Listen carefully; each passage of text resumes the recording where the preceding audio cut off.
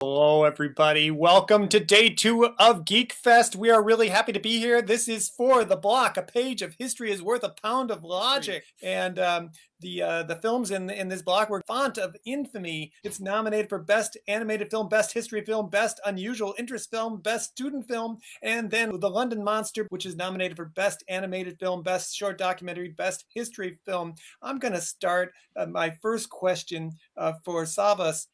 I gotta ask you how, I want to know about your personal relationship with Comic Sans. Do you have a sympathy for it, or are you on the let's kill it? Well, since I've edited and directed this film myself, I have a pretty strong opinion on this. My whole thing is that it's just a thing that people use. It's not really anything to be mad at or love. It's just a tool that people just misuse.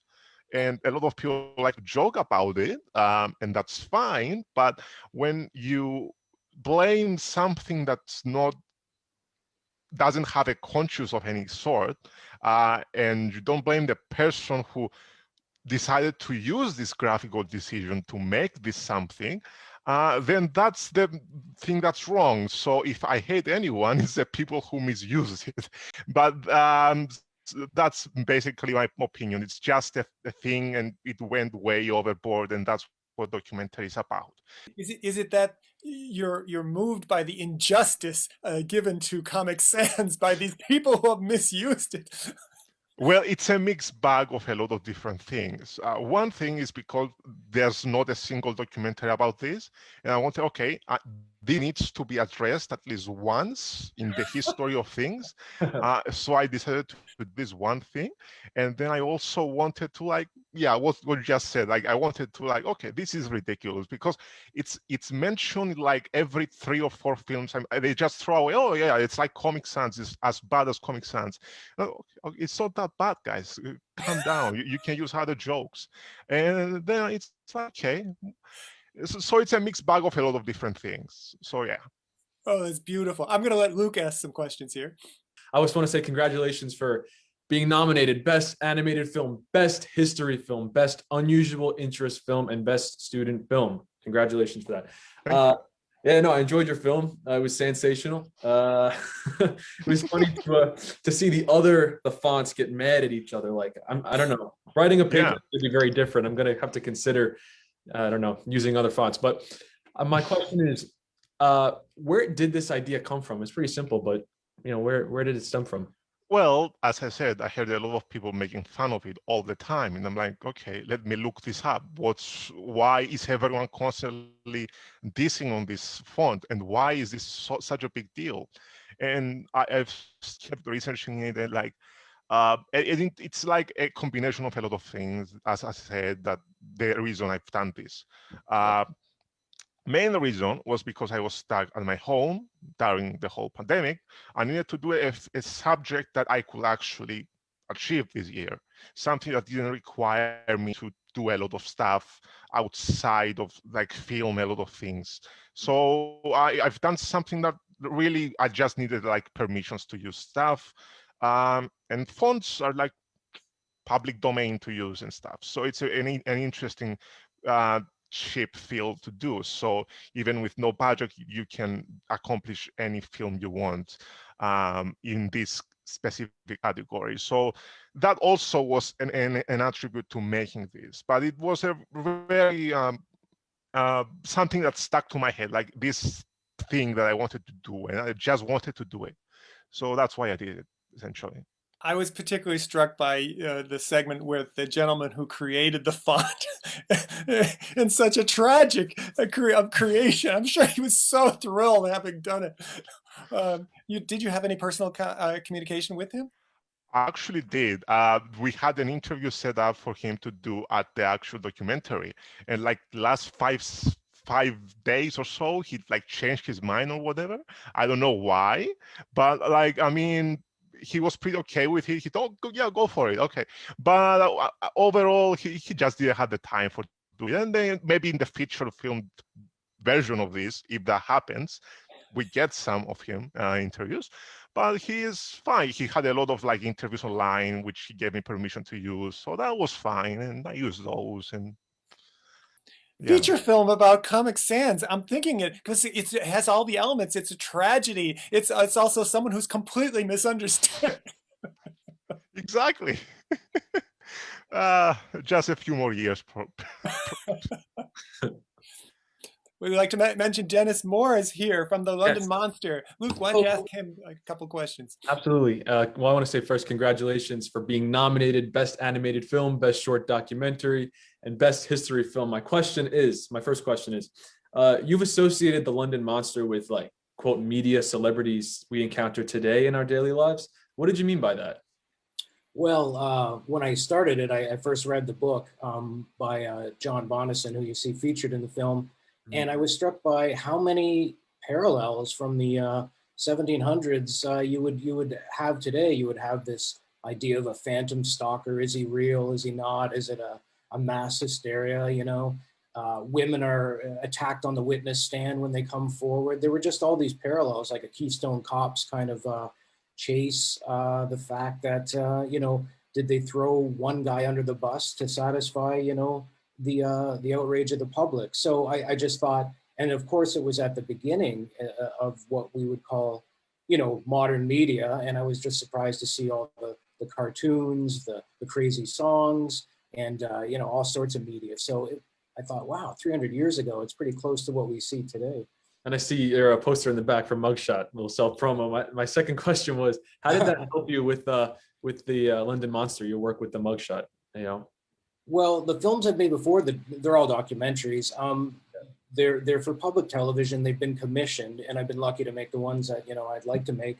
London Monster is not something you're going to be able to make and ask people money for. So I made it with friends, you know, in the industry, and we both work on these kind of things on the side. And it was more like a labor of love, this project, and a few trips. And at the end of the day, you know, I guess what I learned from filmmaking before is just being economic with everything. You know, how can you ask friends for favors? How can you pay them back later? How can you, you know, shoot things yourself, edit things yourself? How can you put together a story, you know, with you know, very little money and you know, no elements? So that's kind of what I learned, I guess. We have a couple of questions from the audience. Where did you find that amazing narrator? Yeah, that's a great question. Luke kind of picked up on it from my film Mugshot, which you see the poster in the background. Yeah. Diarmid was actually one of the guys I interviewed for that. He has a great mugshot collection, but he's from Scotland, Edinburgh, and he has this incredible voice. And he's also kind of like a part-time voice actor, or at least he is now, helping me on all my projects. And he's a great writer. So I thought, would people understand the Scottish accent? It's kind of thick, but it adds this kind of weight to the story. And it is from the UK. And I, you know, then I heard him do all these voices, and I thought, oh man, okay, well, we're gonna go off Calvin's script and replace, you know, the characterizations you hear. And I was cracking up. I was on the floor when I heard Diarmid you know, like do all the voices. And then we said, we should just go with that. It's like some crazy Scottish guy reading a weird, you know, children's bedtime story, you know, to somebody. So we just went with it, and I thought he did a great job. We heard from some of the folks today that have seen your film.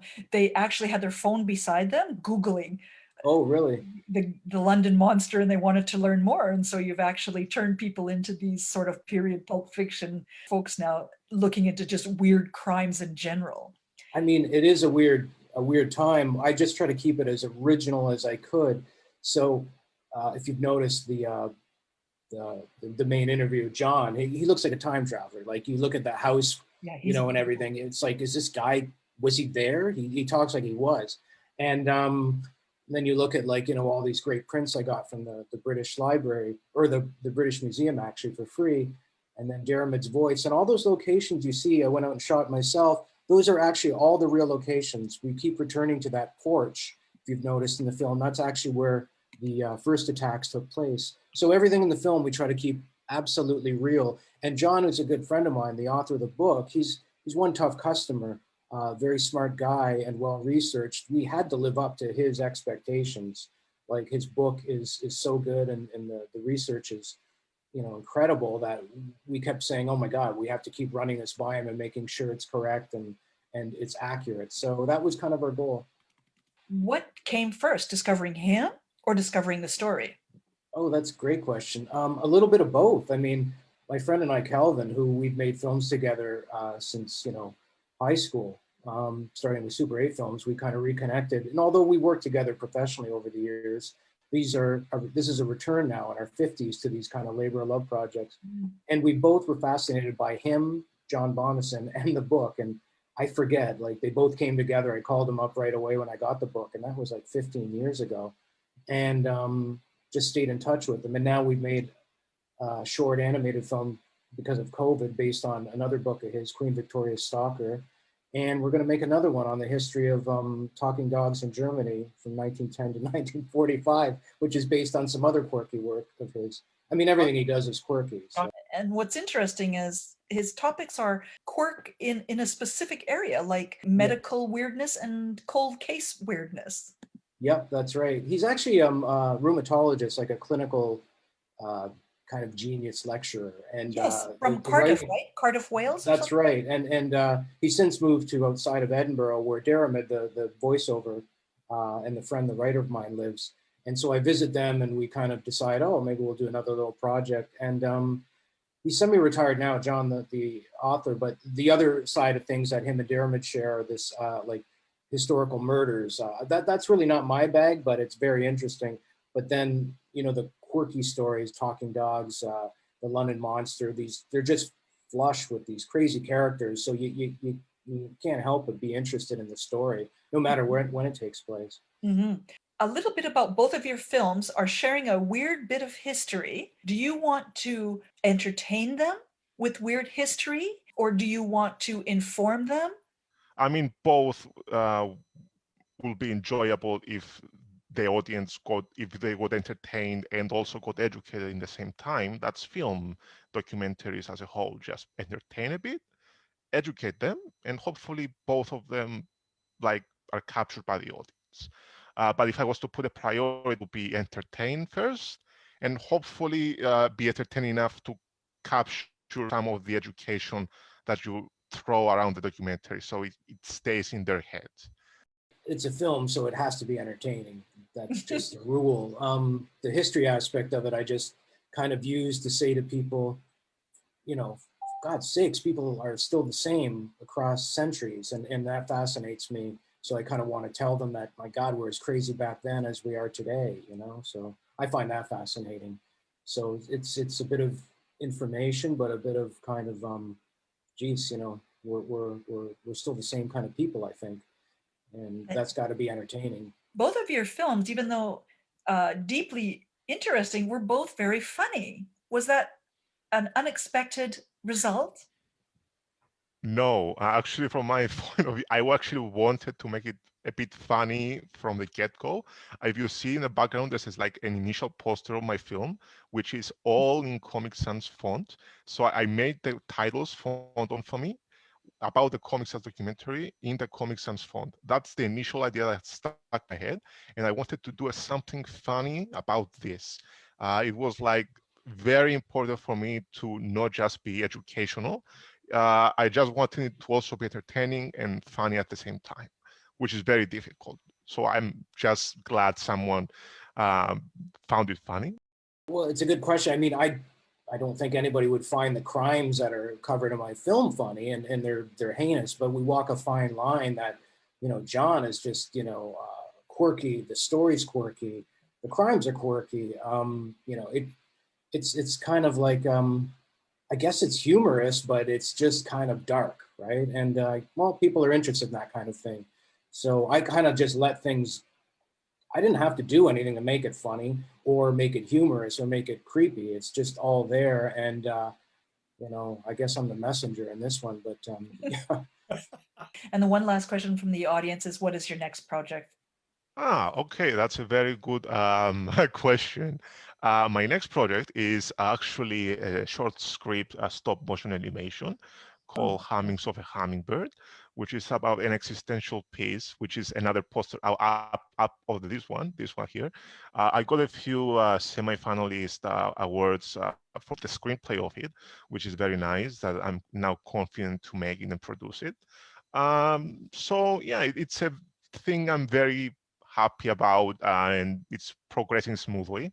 It's in the pre-production process right now, and when time comes, maybe I will submit it to the next year's, or the second to next year's GeekFest.